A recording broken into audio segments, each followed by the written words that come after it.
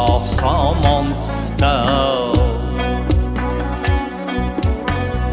مردی مردانی خراسان خفته است. 1000 سال است او هنوز ملتی ما را نگهبان خفته است.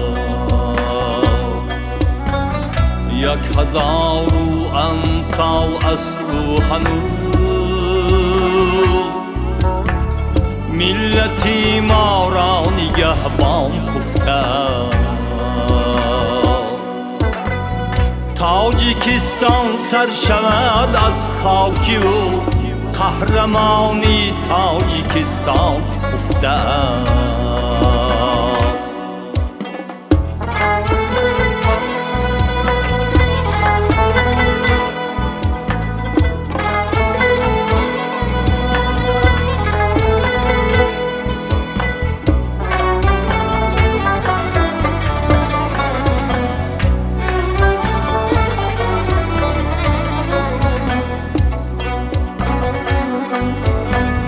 در رگی شعر و سخن نامش بجاست.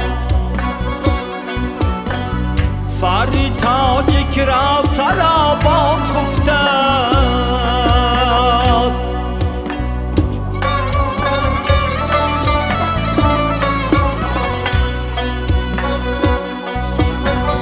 بوی جوی مولیان اندر دماغ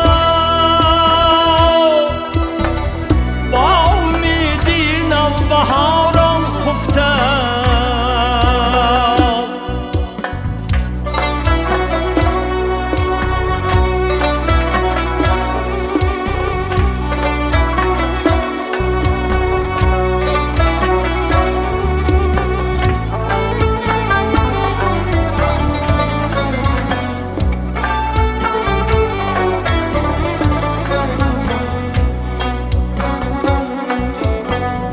خفتنی و بهز بیداری ما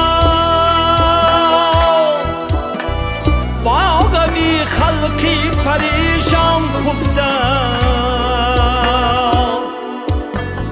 بس که دیواری بخارا بود و هست بانی روحی نیاگان خفته است.